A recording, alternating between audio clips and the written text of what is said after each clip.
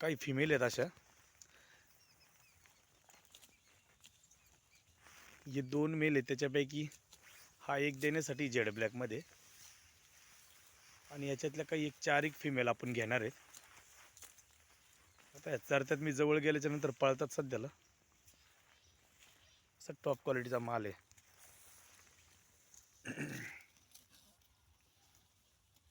ही अशी आपण फिरून खरेदी करत असतो मित्रांनो, एकदम चरणारा, म्हणजे जंगलात, इकडे जंगल का माल बोलते, असं फिरून असं फिरणारे रानात चरणारे जनावर मित्रांनो. हा एक घेतलेला आहे आता, आदंत बच्चा आहे आता फुल साईज मध्ये.